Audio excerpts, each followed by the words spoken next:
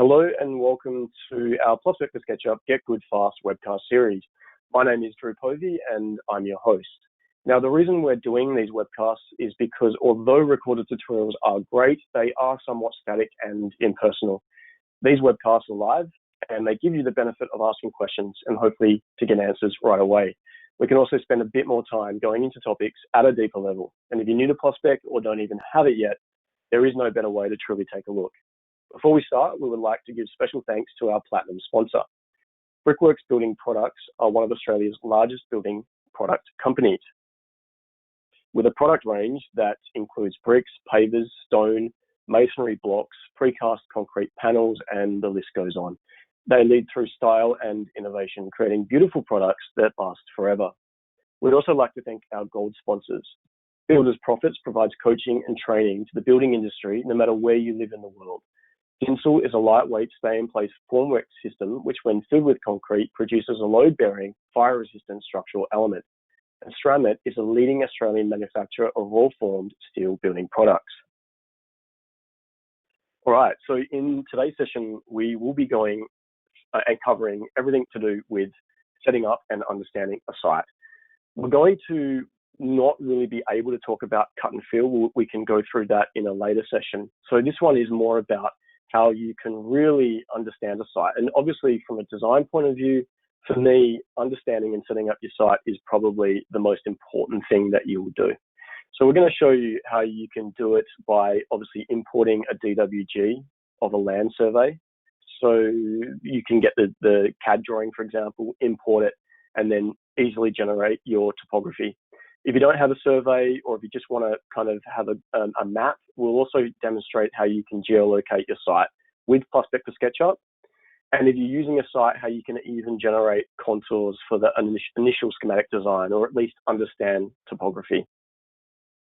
We're also going to showcase how you can use layout to do some really interesting graphic representations or to pull apart the site and really understand it and display it in a few different ways.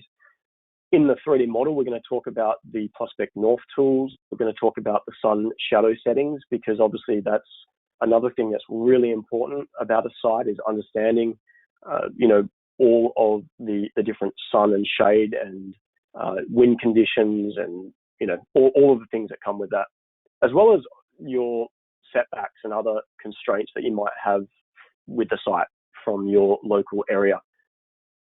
So this will give you an understanding of how, after you've set up your site, you can then even put in, for example, your maximum building heights.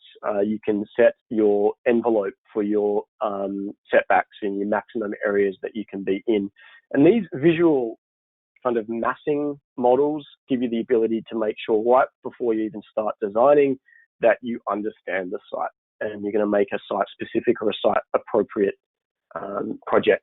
Now, if you're a builder, obviously, and you've got the drawings, understanding the site is also very important, because you want to make sure that there are no design error, and you need to account for other things in your estimate that you don't really, or you can't really see from a 2D plan. Whereas if you do put in the 3D model, you know exactly what you're going to need to do to get to build the project. You can put your scaffolding, you can put your bins, so you can really map out the site before you even start. So we're just going to jump in. We're going to cover a lot today. As always, if you do have any questions, just write them in the questions box in the GoTo webinar panel, and we will try to do a Q&A at the end. Now, before we do jump in, I'm going to give you a quick understanding of the different kind of things that you can do with layout. I'm going to quickly click on this one here. This is an example site study. Now, you can, with layout, present your projects and your site in so many different ways. It doesn't just have to be from your 3D model. You can download maps from wherever, whatever resources you have at hand, and you can bring them in, because you can import JPEGs, PNGs, other images, etc. So this is an example of bringing in a map from this specific area and then using the layout line tools and other graphic tools that you can use to bring out a key and a legend and really start mapping out the site. I'm just going to quickly go through a couple of these pages and show you. So this is another one. In fact, this is another map that or resource that was at hand. You're bringing it in. It's not directly linked to the model, but you're capturing it in your 2D drawings. These things are great, specifically if you need to go to that level of detail and actually describe the site to the council or your local authority. But obviously, this kind of research from a design point of view can be integral to the success of your project. Okay, another one, mapping it out. Again, this is now using the map. And by the way, there are two ways you can use maps. You can use them in your model by geolocating and bringing in what used to be Google Earth, but now we'll discuss the different things, the different maps that you can use directly in PlusSpec SketchUp. Or again, you can just go into, for example, Google Earth, and you can take a screen grab and save it as a JPEG or a PNG, and then just bring it in. And that's how you can achieve different levels of resolution. And the site studies don't necessarily need to be in the model. It's something that you can do very quickly just using the 2D drafting tools. And again, this is just an example of how you can represent it. I mean, you can do it in any way that you want. So this one is talking about identifying the main noise, identifying the character, etc. Go through it again. We're talking about where are the heritage buildings, where are the river views, and obviously identifying the site, etc. Now we're moving it forward. Now this particular one is from the model, and we've got, for example, the existing buildings to be demolished. We've got the neighboring buildings, and then we're using graphical or graphics to pull out different identifiers or different key elements that we want to identify. The thing that I love about layout, and as far as I'm concerned, no other software 2D drafting package can do it as well as layout. You can bring in any style. So these particular graphics have been hand-drawn, scanned, and then inserted into layout, and then you can save them in your scrapbook. Now, for those of you who haven't come along to any of our previous webcasts in which we discuss layout and the 2D drawings, scrapbooks are basically just a set of symbols that you can bring in. So these symbols here aren't even to a very high resolution. You can get them looking way better than that. But as you can see, you can really start to make sure that you can represent your projects graphically however you want. It's as close as you can get to sketching, and no other drafting package or CAD package can allow you to do this as easily and, in my opinion, as aesthetically pleasing. So we're going to keep on going down. Again, ignore some of these graphics because they should have been saved to a high resolution, which is why they don't appear great. But as you can see, you're really starting to strip your site apart. You're able to identify everything that you need to do so that you've got a specific response, and you're proving your response to the site. Lastly, you go through, and it's just getting fattened out. Again, all of these symbols are hand-drawn. Some of them are existing templates in the scrapbook, and then others are from the PlusSpec Kickstarter. So for me, I just wanted to show you that because it's a very graphic way that you can represent your projects. If you're needing to do that, can be very good or beneficial just even to think about how you're going to start designing. So more for the architect or designer and your process rather than even sharing it with the council. But I've found that local authorities love this kind of thing because it kind of proves that your response is doing something that really enhances the site and the neighborhood. That, again, really depends on your requirements. All right, I'm now going to shut that. I'm actually going to open another one. Now, this is a project from actually a PlusSpec user and has sent me this just recently and wanted to basically develop a block of land. And we're going to talk about this. This is another representation of how you can, and we'll jump into the 3D model here too, but in this 3D model, it's got the map that's been geolocated, and therefore you've got the topography, etc., all laid out. But it's showing you how in the 2D drawings you can go to further levels too. Graphically, you can start representing it how you want and calling out the elements that you need to see, and really just making it stand out, which is, for me, like I sketch a lot, but you end up being able to sketch essentially directly in the 2D drafting package in layout, which is amazing. And I find that I end up doing a really big combination, and then I'll sit a lot of the time in layout And for this kind of planning, it can be beneficial to do it in the 2D before you even get into the 3D. Although I normally do a combination. And then obviously showing a proposed. Now, some of this is line work directly being drawn using the drafting tools in layout. Others have been drawn directly in the model. So we'll be jumping into that one in a later date. We'll show you the model. But it's just a very graphic, interesting way in which you can start to even split your lots and play around with different scenarios. And in the 2D drafting package, this can be very quick because, again, if you want to change your mind, we're talking about lines here. Again, though, you could be in the 3D model, and we're going to talk about how you could have all of these lots separated in the 3D model. Now, most people want to start with the land surveyor. Typically, when you start designing, you don't really want to start that process. It will go too far until you have that land survey. So I really want to focus today on importing the DWG and then controlling the DWG, so you can set up your site. So I'm going to jump into this one here. Now, I really want to preface this by saying that once you start understanding principles of setting up your site, it's actually really easy. It's going to take you a good couple of hours. But again, setting out the site is the most important thing. If you're an architect or a designer, and a builder, again, it's just going to help you so much to plan out the project. And the return of investment will come back definitely. But once you get your process, you do want to really convey that to the land surveyor because they've got a specific way in which they draw typically. And unfortunately, it doesn't really align that well with most software. And this is an example of this one. I've actually imported this DWG. And as you can see, it's way zoomed out. So sometimes when you import your DWG, you're going to be struggling to find it. If you can't find it, click on the zoom extents. And the reason why this one's not even zooming right in is because in actual fact, I've got the drawing up here, but when I click on it, you can see that I've even got elements of the drawing way down. And this is because land surveyors often in CAD, they will draw to levels. So they're almost drawing in like 3D CAD, or they're attributing levels, and it can really, it trips out SketchUp. Now, also, the other thing that a lot of land surveyors do, and I am having a dig at land surveyors here, is that they don't typically draw 1:1. They'll actually draw at a scale. And again, that's not great because when you're importing the DWG, you want it to be at 1:1. Just makes it a lot easier for you. It doesn't mean you have to worry about scaling. This one here wasn't. It was obviously done in whatever, but it was done in a specific scale. So what I actually had to do, I've already done it, is I had to zoom in. So I just first and foremost zoomed right in until I could see the DWG.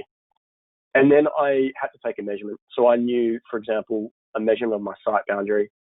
And then I used the PlusSpec scale tool, which is awesome. It's super easy to use. You select one point, second point, and then you type in your measurement and it's going to scale your drawing. I always also, for me to determine whether this was to scale or not, I used the tape measure tool, T on your keyboard.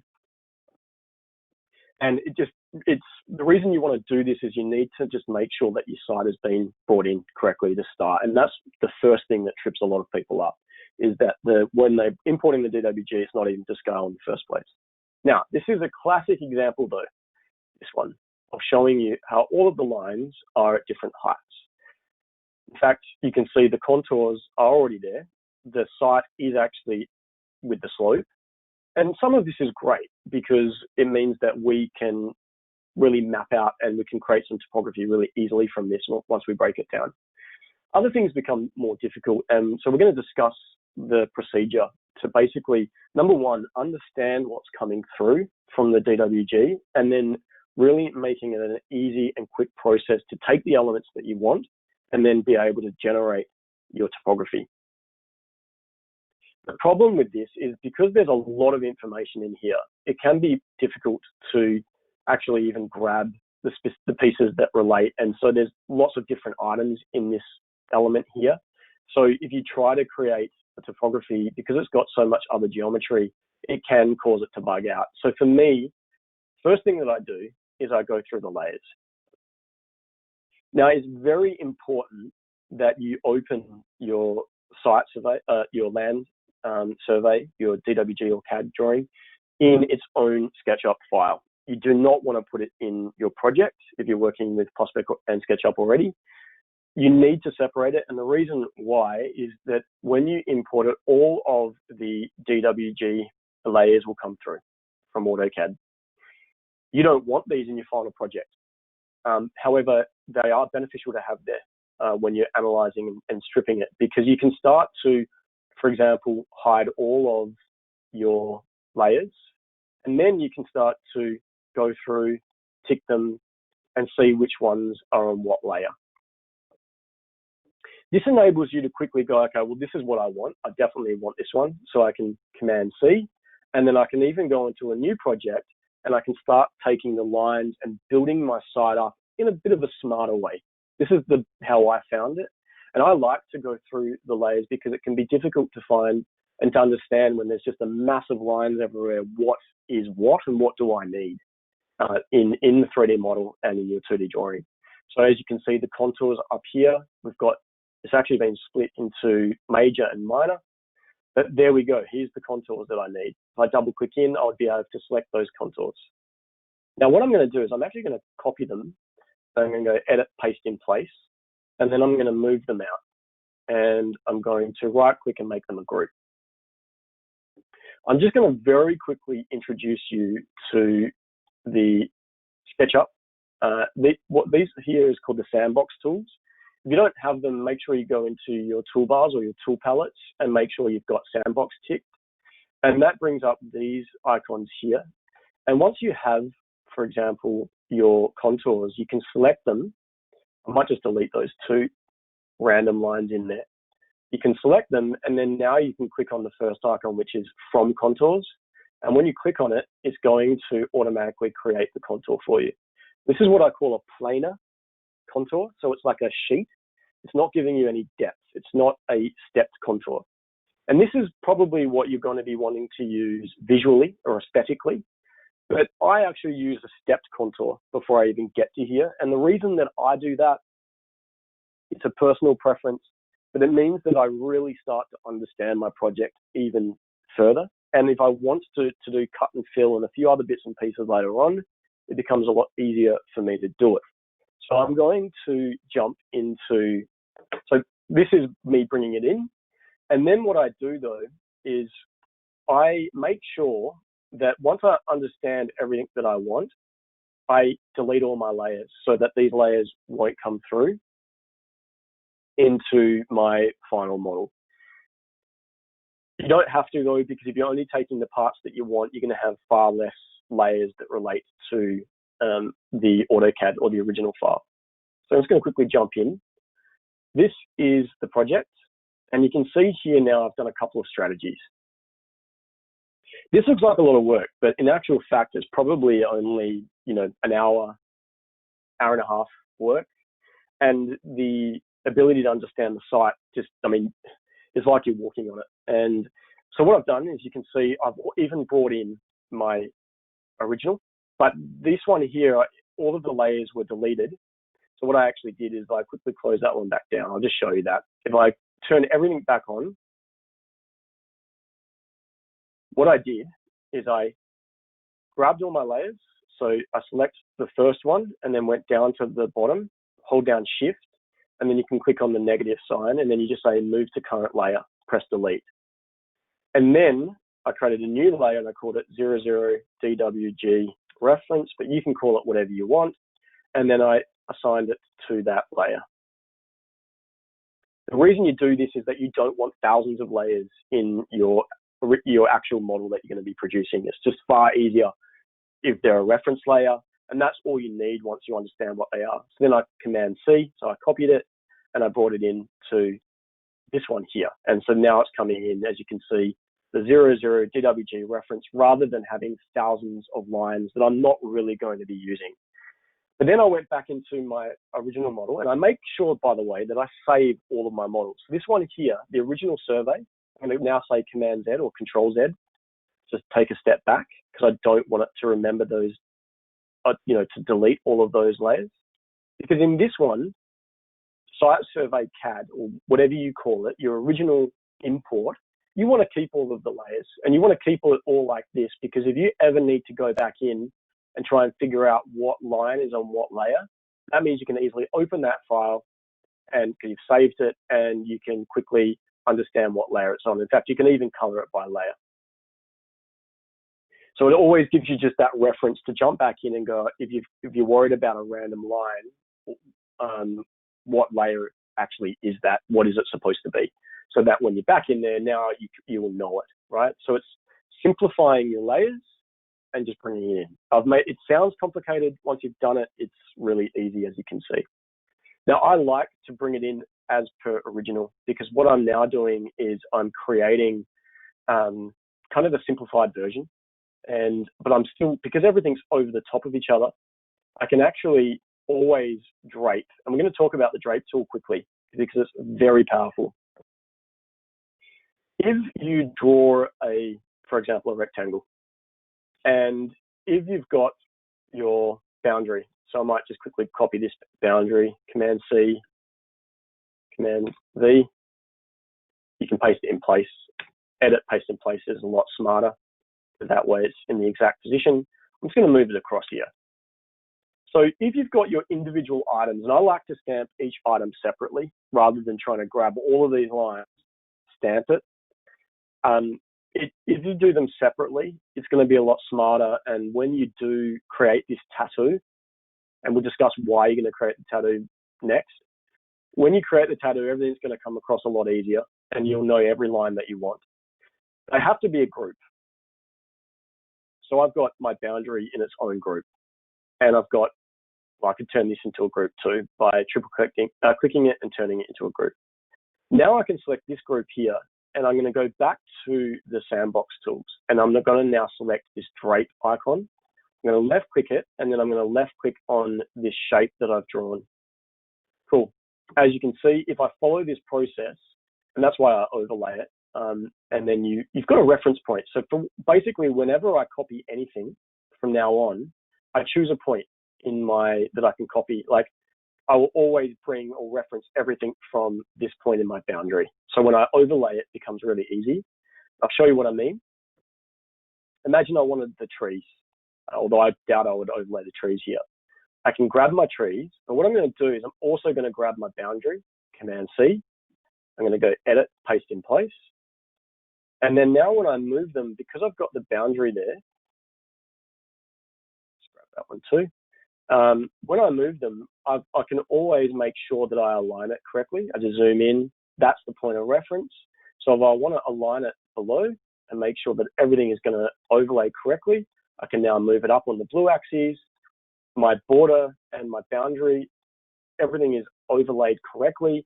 So if I really wanted to, I could now stamp my trees onto here, right? Now, I don't recommend stamping trees at all, and we'll discuss that. For your site, this is what's going to create a stepped contour. And the reason that I'm doing or creating this tattoo is rather than using planar sites, and in fact, I've got it there, so Edit, Unhide All. You'll see that I've got my planar site, which I created from the contours from scratch. But what I'm trying to do over here with the stamp is I'm just creating SketchUp surface with different lines. And that means when I double click into this shape, I can now select each contour separately. And that means I can identify each contour. Now I can go back to the land surveyor's plans if they're good, or if I really wanted to and I didn't know the difference of height between each contour, again, I can use the tape measure, hold down Shift, and I can look at here and say, okay, each contour is 250 millimeters. Again, I'm using metric for this example. So if you're in the US, just ignore that. Yours would be in feet and inches. But now what I can do is, because each item has split my boundary, I can start by going, okay, push and pull. Now here's another trick that I do. So this will create a stepped contour. So instead of just pushing and pulling, if I was to push and pull, if I go underneath, you can see it subtracts the bottom edge. So I'm going to Command Z or Control Z. What I do is when I'm in my push and pull, I actually click on my Option key, You might need to check on the PC. I forget which one it is. I then pull it out towards the upward, and then I type 250. Press enter. I then make sure that the next contour has the plus sign there too. So that means underneath, you're still keeping the bottom edge. I just think it's tidier. Then you don't want the plus sign. You just want it to be standard push and pull. And again, now you're going to come up and type in the 250. Grab the next one, make sure it's got the plus sign, and then doesn't have the plus sign, 250. So I'm creating what's called a stepped contour. And this is what is, or has always been created if you're creating a physical model where you're gluing different, cardboard together to represent the site. The reason I like it is, again, it's just making me far more intimate with the site. I know the distance between each contour, but it does mean that if I end up wanting to start creating cut and fill and I'm going to taper my site or whatever it may be, because they're faces, I can come in here and I can say, cool, I want to taper this. So I'm going to come up or I'm going to and do whatever. So you can change the site itself, right? Or this side might be the one that you're going to taper. So I'm going to come up by, say, 100. And now all of a sudden I've created this taper in between. So the site manipulation is a lot easier when you're doing it through actual geometry that you control in the stepped contour. That's why I do a stepped contour. And this is my result over here. Now, it looks ugly. Well, it doesn't look as nice as the planar, obviously. But it's also worth noting that your stepped contour will create and can create this one as well, following the same steps. Like if I was to grab my site, move it out, if I go into here and select everything and click form contours, it will create that contour. However, because I am using the site and I've done it exactly how it should be, again, I can use a reference here. I can find a point or a line that I know is going to relate. I've actually already overlaid it. So I can, for example, grab it, move it down on the blue axis, and I can overlay it. And as you can see, it's exactly overlaid, and that's actually what's happening on site. Because the stepped contour is just not infilling it. But I've got both, and eventually when I get to a point where I'm happy with my actual site, I will actually drop down this one because it looks nicer. I'm going to Command Z, so I'm just going to keep it above for now. So I've always got these double references. They just enable me to really start to understand the site. Now, the trees, all I've done is I've just positioned them in lowered the actual group, and then I've just inserted some trees to overlay them. And to make them a bit smarter, I've actually, if I was going to be really smart, I would have actually kept the symbol grouped with the tree. And that way, if I move the tree, the symbol will go with it for each tree. It's just a really smart way to model, because it means that when you go into your 2D drawing, you can shut off your trees, but you can have the actual elevation or the plan view there, so you can see the tree. Very smart way to model. But the reason I have it here is I'm basically creating this existing condition here. Now, the reason why I love the stepped contour rather than the plane is that I can really start, once I refer back to the land surveyor's drawings, and even if I go to site and take real measurements, I can make sure that I get my floor levels really accurate, and then I'm understanding what the slab is doing versus the site, separate to the plane. Because you can't really do cut and fill very easily from this, but you can do it very easily from that. When we do our cut and fill episode, we will actually discuss how you can still do cut and fill from the planar type. And we'll also discuss the process of how you can very easily do it from the stepped contour. So this one hasn't been completed. And again, that's because I don't understand the site 100%. So in this example, I was trying to mass it all out. I know where the contours are, and I know where the top edge of the slab is, or the joists. So once I haven't even drawn those, I've just gone around, traced the exterior walls, etc., put some internal walls in, so I turn my roof off. I've got it all mapped out. Once I get my flooring in there, I can then lower it into position, and then I can manipulate the contours to suit if I need to. It also gives me a great understanding of like drop edge beams or anything that's exposed versus the site. And then again, once I've done all that, the last step is just to make sure that I drop on the planer over the top, and I have both of them there for reference.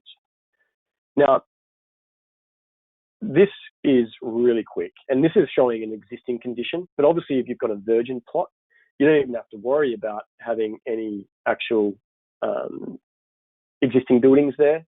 You're just drawing the contours, and then once you've got the contours into position, you can then start to design. So it's a lot faster. Now, it's really important too that once you draw your existing model or your existing condition, if you're doing like an alteration and addition project, you'll notice that this one's called existing.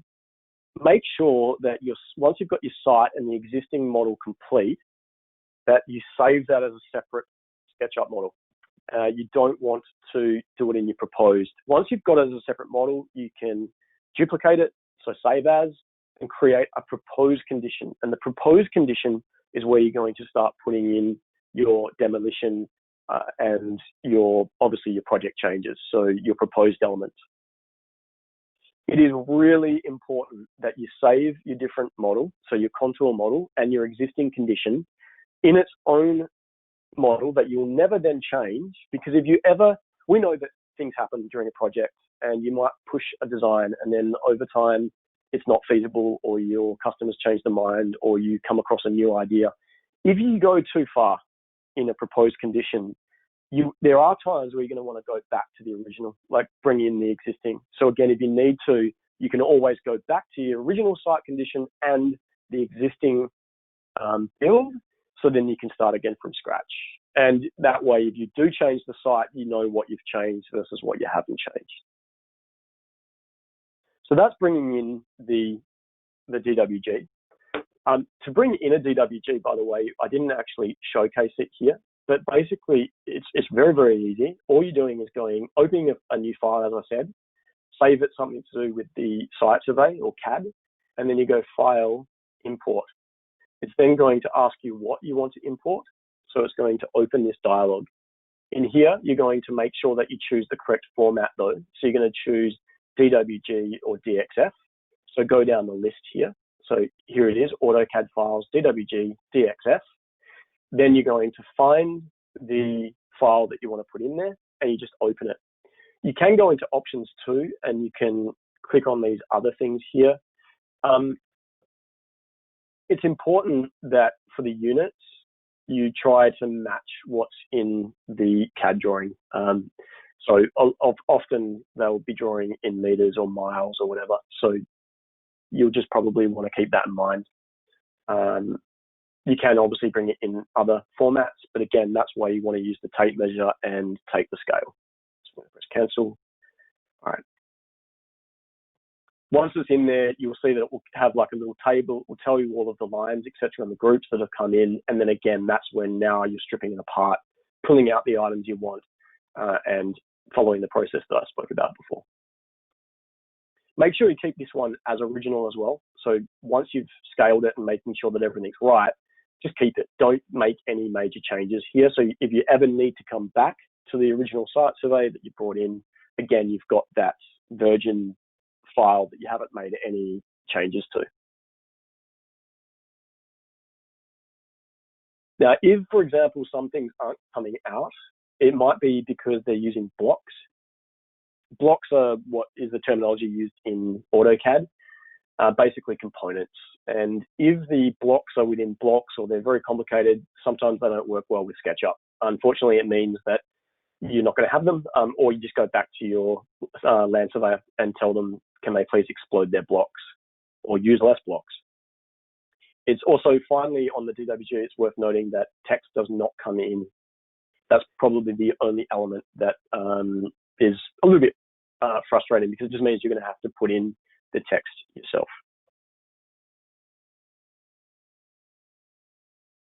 Okay, I am going to quickly check and see if there are any questions. Okay. And whilst we're doing that, I'm now going to open another couple of files. So if you do have any questions, please go ahead and ask. All right, I'm now going to open this file here. You'll see it on your screen shortly. And I'm also going to show you the 2D drawing though that you're going to produce from the example I was just showing you then. Because often people are like, but how do I make my site look great in layout? So we'll show you that. Okay, so you should see my screen again now.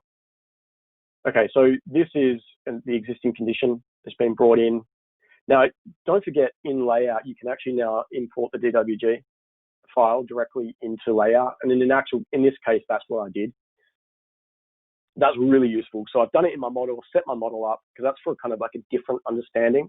But then to represent it graphically, I can just import the file. And because when it comes in, they're broken up into their different layers via groups, and you can simply grab them and change the line thicknesses, line styles, etc. So the only thing I really had to do here was, again, file, insert, and you can find the DWG. Very similar process. We've done examples of this in the past. And then you choose the DWG, and you're either going to choose model space or paper space. Depends on how it's been set up. Make sure it's scaled. And then again, you can go through, change all the line weights and styles. And then the only thing that I've done is added in the text. Symbols, everything, they've all come through. So that's fine. It's just the text that I need to put in. And as you can see here, I think that's a pretty sexy, nice looking drawing. And if I go down, you can see how you can even start massing it out in the 2D format to, for example, show demolition, etc. That's what I love about layout. You've got so much power. You're not set to a specific style. You're really, however you want to express your project or your style, you can do it, whether it be color, texture, black and white, whatever it may be. Now, I'm going to jump out of that, and I'm going to go into this project here. So this is a project that was sent by a customer. Now, as you can see, I've geolocated the project. And if I zoom in here, it's a very large project, by the way. You can actually see that I've got right now toggled. If I turn my shadows on, it might make it a bit better. If I locate myself on the site, you can see that the topography actually comes through from the map. Now, you're never going to trust this. Always get your land surveyor to do it, but you'll be surprised how accurate this actually is. And I'm going to quickly now discuss how you bring this in. You can set it up. First and foremost, so it is important to note that you've got two kinds of maps that come through. You've got the topographic map, which shows the elevations, etc. But then you've also got, if I just go down the list. So again, this is why layers and understanding layers become so important, because that's when, or how you can control your model in every single way. For example, you've got your snapshot terrain. Let's turn this off. And we'll keep going down. Entity info is where it's located to, so it's in location in this particular instance. There we go. So I've got location terrain and location snapshot. So the terrain, if I tick it, that's showing the topographic information, the elevations, whereas the snapshot is showing a flat, again, a planar face. And it's important to note that if you're going to use this kind, like if you're going to geolocate your project and you're going to start mapping out your project, yes, you want to turn the terrain on because you want to understand how your site's working and all of those kinds of things. But you will never want to trace or draw over the top of that actual map, because it's just too difficult to pick out the elevations. You want to be on a flat planar face, which is why you'll always work on the snapshot. And then when you're ready, you just tick the location terrain. Now imagine though that you don't have a site survey at the moment yet, but you want to kind of map it out and you want to understand it. I'm going to show you how you can even put in some contours here. Now, again, it's not 100% accurate, but what you're doing is you're drawing a rectangle using the SketchUp tools. And I'm now going to triple click and right click, make a group. I'm then going to lower it down. I'm going to turn my shadows off now. And once I've lowered it, I'm going to now tell it by making a copy. So move plus option if you're on the Mac, and you can type it in. So I might want my contours to be spaced at 200 millimeters. Press enter. Now I'm going to say times maybe 100. In fact, I needed it to be more, so I'm going to do that again. So 200 times, let's just say 300. Cool. Now I've got all of these like duplicates of that face I've created. I then want to select everything. I then right click and I click on intersect faces with model, wait for that one to be finished. I then select the faces that I've drawn and delete them. And now if I zoom in, if I turn my shadows back on, just so you can see it a bit better, we've got the actual contours there shown too. Contours live on their own, so you can actually separate them from the actual map. So again, I can, for example, move that out. I could turn them into their own group, and I've got my contours spaced however I need at 200 centers. So again, it's a way that you can even at least start mapping out or understanding your contours if you need to show them from the start. Now, there's the way that you import you geolocate your project with a map is you can click on actually the PlusSpec scene tool, which is the camera, and in that you'll see that there are north tools. So you can actually, the first one here is to geolocate. So you can add a geolocation. You can click on it. I'm not going to do it because this has some project sensitive information. You then can type in the address and then you can locate it in the model. Now, it's important to note though, that some people, they do ask about the quality and how much you can zoom in, etc. There is a limit to, especially the size and also the region. Depends if it's regional, depends on your country, depends on a bunch of information about the satellite quality. Since SketchUp no longer uses Google Maps, the quality has decreased a little bit, but you can still do everything that you need for actually understanding site, mapping it out, etc. But if you're wanting to go to the level of detail of being able to zoom in and actually show each individual tree and all those kinds of things, then you're better off, again, going into using a different kind of map. Or, again, unfortunately, you're going to have to get a land surveyor to go out there and map it for you so you can bring in a DWG and draw everything really accurately. Some locations, again, will be quite pixelated, others won't. It does depend on the region. And that's where you might end up saying, well, I'm not going to bring in a map. I'm actually just going to find another map using Google Earth, etc. And you could, if you really wanted to, you could then create a JPEG or a PNG of that, and then you just go File, Import, bring in the JPEG, scale it, and at least you've got a higher res thing in your model. However, it just won't be geolocated. But then you can pull out and use it in the 3D model if you need to.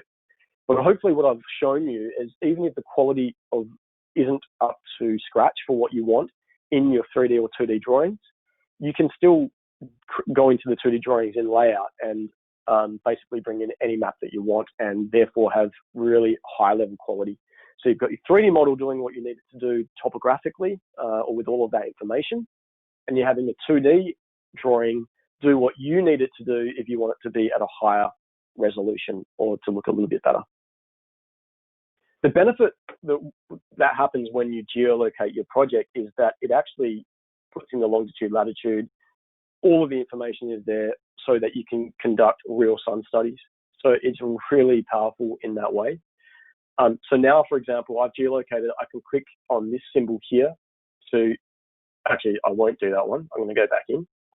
I'll explain that symbol there in shortly. That one actually enables you to change the north point, and you don't want to because when you geolocate with a map, it's already there.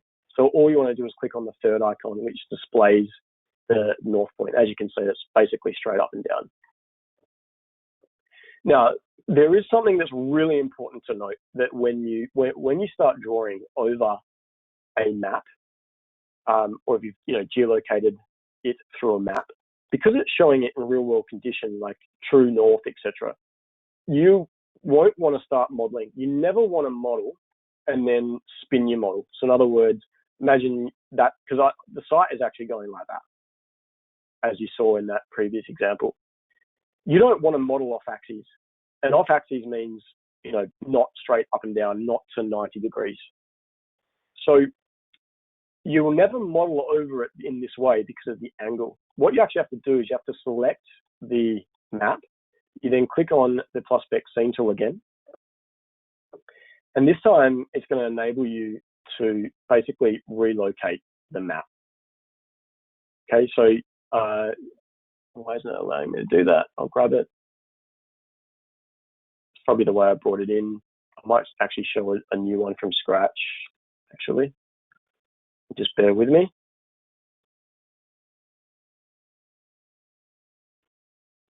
Okay, I'm going to show you a different one. It's a little bit simpler. That one's actually a very large plot of land. And then we'll go into a Q&A.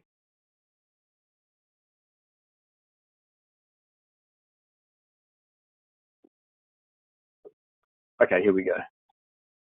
So this is the project that I was showing you before. And again, as you can see in this one, the resolution's not great, unfortunately. But it gives me everything, again, that I need from here. I can easily map out. And now if I wanted to use this as a reference, I can easily overlay my model over the top and get it to work. And then I can turn my terrain on and play around with it. And it's geolocated. So what I mean by that is eventually I would be going into my model. I can grab it. Once I've got it, I'll be grabbing everything. I would copy it. I would go back into my survey and I would Command V, and then I can place it over the top. And you can get it pretty accurate where you're going to place it. And as you can see, there's enough information in there to visually quickly be able to go through and put it in pretty quickly and accurately. I'm just going to quickly delete that. When it comes to real drawings, like construction drawings, I actually won't have the map in there. What I'm going to do is I'm going to set a manual geolocation rather than using the map. And I'll show you how you can do that too. But I just want to show you, this one's pretty easy because it is straight up and down. But if I needed to adjust my site, or I needed it to rotate or something, again, you're never going to work off axes. So imagine if I just quickly rotate it, that it was actually like that. I want to actually spin my site so it is straight up and down. And the way that you do that, you can check out our tutorials online, and it explains it pretty well. But again, you're going to go into the scene tool and you're going to manipulate it now you can see the north tools are coming up. Make sure that when you geolocate your project that you use it through the PlusSpec scene tool. You might actually have to right click and unlock your terrain as well. Maybe not though, play around with it. But now you can see that you've got this second icon here, which says Set Project North, Align Google Map. So what I can do is I can grab this point here, and now it's giving me the ability to, it's aligned it to the 0, 0 point. I can then choose an origin and I can rotate it. So if I wanted to rotate my site that way, then I can, okay? But again, making sure that you're straight up and down, because you don't ever want to work off axes. So now if I was to trace this plan, even if I was just to mass it out, I can simply grab it, I can go cool, and I'm drawing at 90 degrees. Now, again, with the maps, or with a site plan, typically you want them to be shown, they're not actually shown up and down the page, they're shown in real world conditions. So again, if I was to jump back into, not that project, this one, this is actually how you represent a site plan. It's not straight up and down, it is actually geomapped. And that's why, and to the angle that it is in true north. And that's why a lot of people will have also a different set of plans too. They'll actually have a 3D model that is on the map or geolocated, and then you actually do spin your model to suit the actual site, because it's not your working model, it's just your site model. And then that way you're actually going to be bringing in your site model as a completely separate model. Hopefully that makes sense.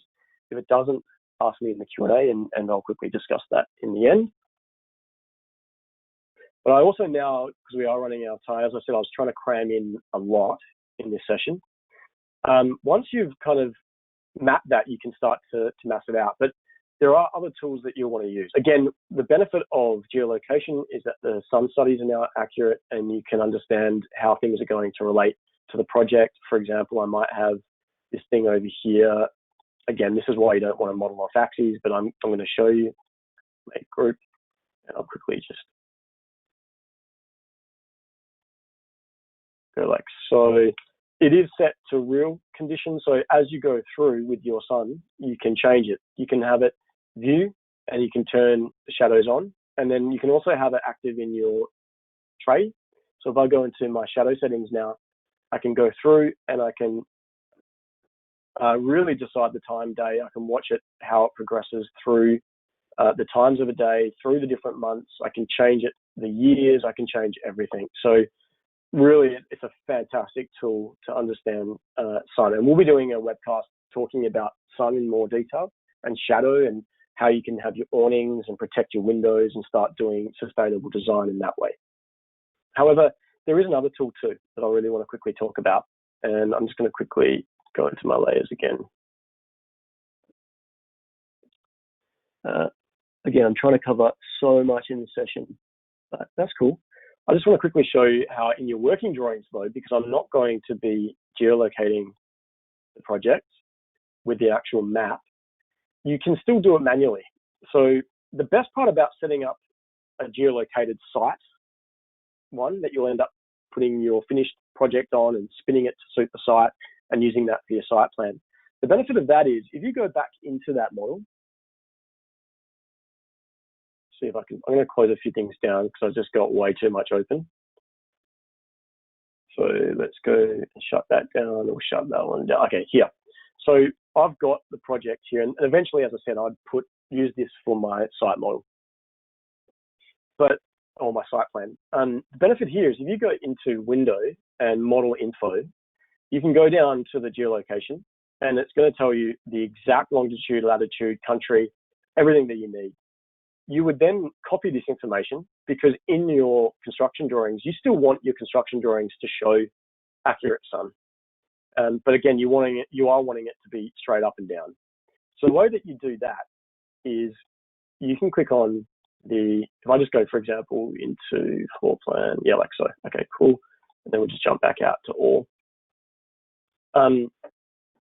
If you click on the scene tool, there was a manual geolocation here. So first and foremost, you can do it by using this tool here. So set project north. However, that's not going to necessarily pull in your longitude and latitude. So first, what you actually want to do is you want to go Window, Model Info, Geolocation, add. I'm going to clear. I've actually already done it, so you could clear that location. But what you're going to be doing is set manual location, and then you copy it, all the information from the original file, which was from the actual map. Okay, and now that has put in the exact information that you require. The only thing that you will need to do is just make sure now that your north point is correct. And again, that's why you're going into the north tools, and you can simply display your north. And if you need to adjust it, that's when you can grab this one here and actually say, well, actually, no, it's not like that. It's at a certain degree on this side. And if I hide my tray and get rid of my fog settings there, you can see that you can use the north angle changes and you can put in a precise degree if you know it. So that's how you can change your north point to suit the manual location. In this case, it pretty much was straight up and down. So if I put in my shadows now, these are real world shadows. With the shadows, I normally get rid of on ground. I don't like that one. And then I'll just update it and I just have it so it's on faces. So that way it's not going to kind of project it out into space. I just think it reads a lot nicer too. And then you can be using the shadow settings to go through and show what's going to happen throughout the different periods of the day and months. So you can really start to understand where your problem areas are, etc. And then you can hide your shadows. In the PlusSpec North tools, you can also produce your shadow scenes. If you click on them, it enables you to basically use the ones that you would use for council. So if you need to capture different points or times in the day It'll create those sets for you, and then you can simply adjust the settings if you need to. Pretty useful for your 2D drawings. All right, finally, I'm going to quickly jump into, again, this one, and I'm going to show you how you can actually map out your site. So, and actually have an understanding of space and height and other restrictions. If I click on the space tool, this is going to open the tool, and I can locate it, and I might just call it what I want. So this one might be boundary, or maximum, whatever. You call it whatever you want. Then you can set your height. So this particular project might have like a 6 meter maximum height. Press submit, and then you can trace. And obviously you'd want your plan there and everything too, so you've got it. But basically, you've drawn it, and you can see that it now projects everything to your maximum heights. It gives you the name, and it also gives you the meters squared if you're using metric, and if you're using imperial, then it would be in square feet. And you can bring out a whole bunch of different things in here. And again, the benefit of this is if you were to eventually bring in your project, you'd be able to, I'm just going to go edit, paste. You'd be able to show how it's actually relating.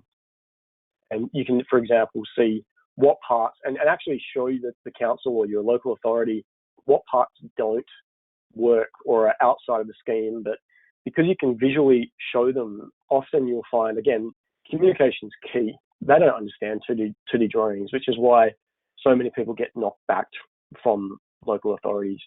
If you can describe the project in a way that they understand in 3D and say, you know what, I am out, but look at that. We're talking about how much. It's nothing. And we can even give them a measurement. You will find that will go a very long way. But you can use these for your volume calcs. You can use them to calculate, again, the constraints of the site, and then display them, set up scenes that show them adequately. Again, those of you who master your layers are going to be able to create your own custom scenes and add them on there, and make sure that you are representing them in a way that works for your model. Now, that is pretty much, that's the majority of what I wanted to cover today. I know it's a very quick overview. We've gone through a lot of different tips and tricks. We haven't really dived into or shown the exact workflow for each one, but I think that it's enough for you to go on and start to play with. And then if you do have any questions, please don't hesitate to reach out. Again, we do paid training. We are constantly doing our webcasts. So if we have common topics, that helps us choose what we'll go through. We'll now end on the Q&A. So if you do have any questions, please ask them now.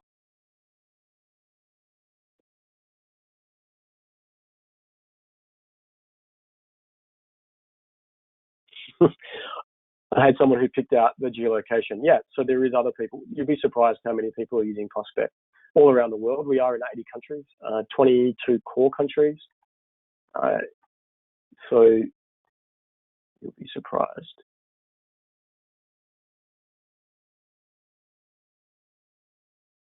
Okay, yes. So that basically, before you make your mesh or your planer, or before you even play around with your contours, you need to scale it. So if you bring your reference DWG in there, make sure that before you do anything, the very first step is to make sure you scale the DWG so it's accurate.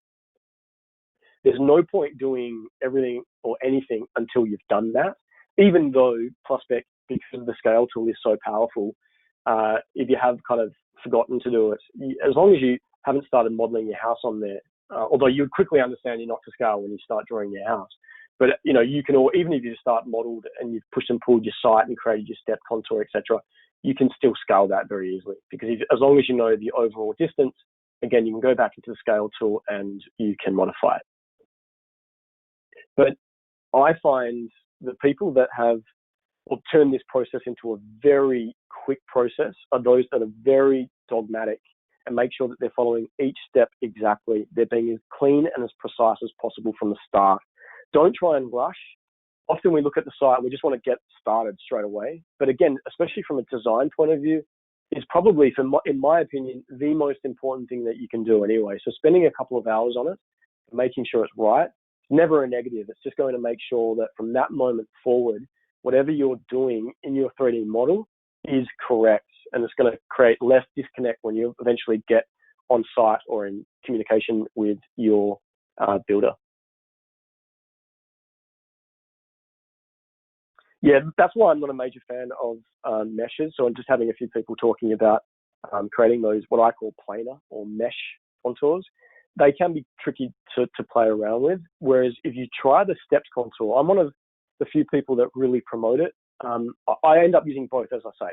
But the steps contour, even though it takes a little bit of rework and extra work for you to push and pull and get it working, if I want to do anything to that site, because it's using SketchUp geometry, that is objects and shapes and very easy, I can push and pull. All I need to do, like I showed you, was draw in the lines, push and pull them, and I can start putting in, swales, or I can slope and change the site to suit what I need to do with my project. It's by far the easiest way, in my opinion.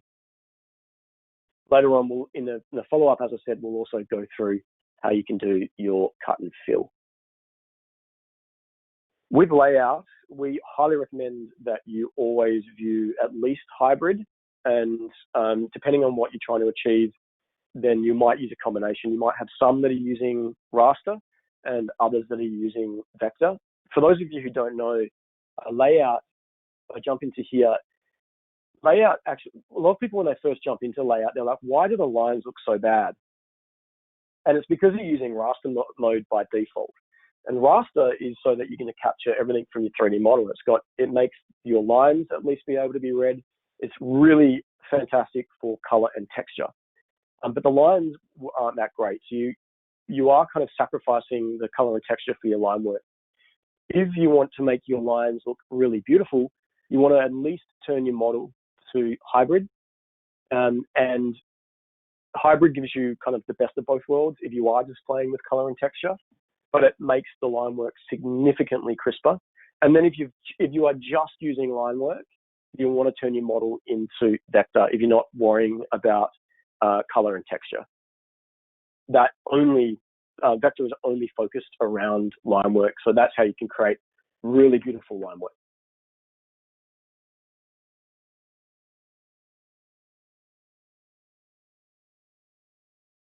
Yeah, I just had a comment actually, just saying I've been avoiding doing the site for too long. It is one of those things when you first jump in, you think, where do I start and how do I do it? And hopefully I can show you that I've shown you today. There are actually multiple ways. It really depends on what you're trying to achieve for your project.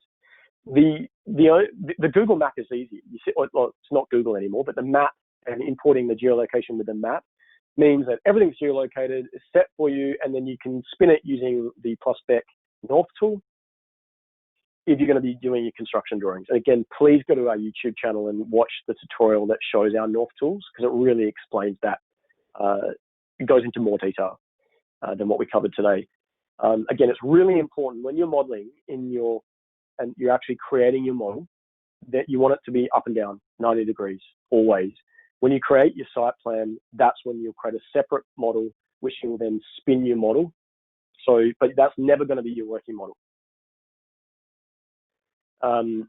But that's really easy to set up when you're geolocating it that way. And as you can see too, the manual location is really easy too. So at least you can be working up and down the page, but you can set your geolocation so that your sun studies are accurate. The DWG and importing your land surveyor's drawings, they do take more. And again, it does depend on the quality of your land surveyor. Eventually you can tell them what you want them to give you. You might want them to give you a flat.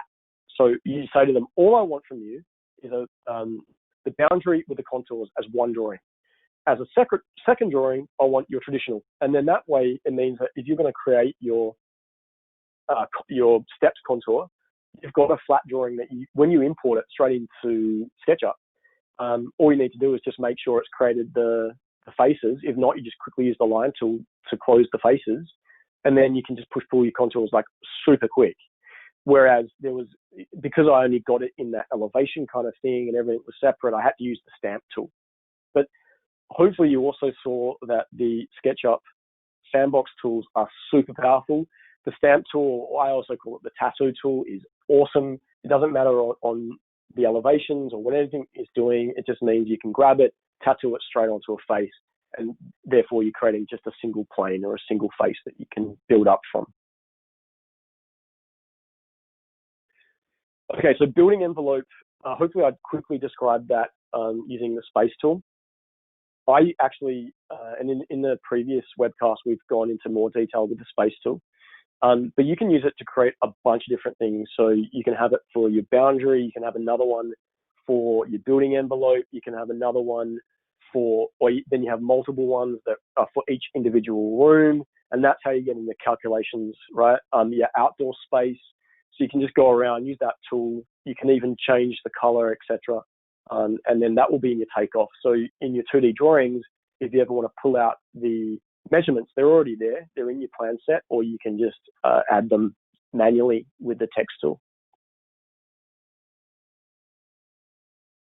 You can put the maximum height box on an angle for a sloping site. So first and foremost, if the whole box needs to slope, you can use the rotate tool and then rotate it by the required angle, and the whole box will rotate to suit, and then you can position it. Alternatively, you can actually jump the actual tool, and that's the benefit of everything that PlusSpec does being inside of SketchUp. Is if you need to do something manual, you can do it. You don't have to be a genius with the software. If you want to do that, I can grab that line just by double clicking in until I can edit the faces. And for example, I can come up and say, it needs to be like this.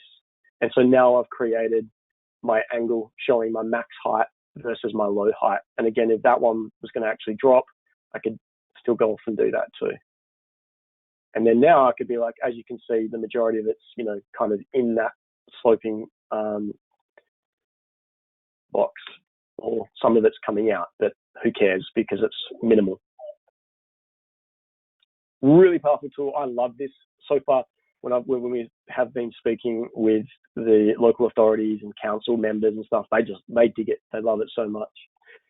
If you haven't been listening to our podcast, please subscribe and start listening. We actually have some really interesting ones coming up, and actually we're going to be doing one that actually talks about how they're using PlusSpec to now sit down with their local authorities, and the success rate to get the things they want through has just gone up exponentially.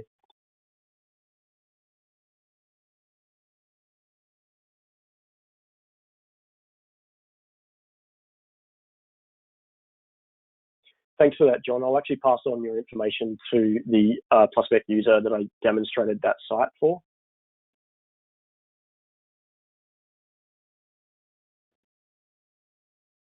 Yeah, Ben, again, scaling is key. And if the PlusSpec scale tool is the most powerful one out there, it's so simple. It just means that you should really be able to avoid any kind of scale errors right from the outset.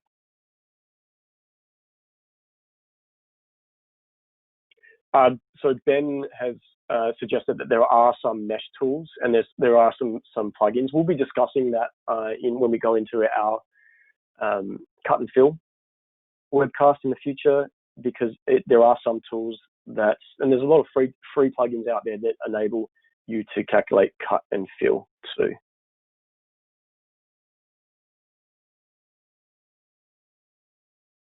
I do auto render. So the question was, do you auto render in layout? It's a personal preference.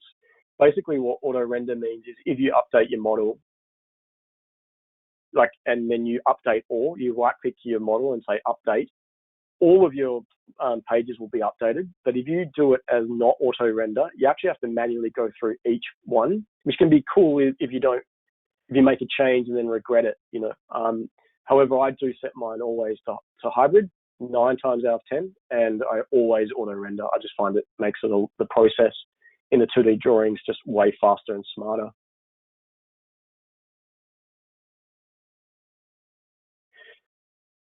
Now, if you've got a massive model, Ben, don't hesitate to send that to me, because PlusSpec really should make this process a lot better. We've actually gone to a lot of effort in reducing the file sizes. So make sure that you use the purge tool inside of PlusSpec. Use the purge tool. It'll get rid of all of the wasted geometry, wasted things that you need.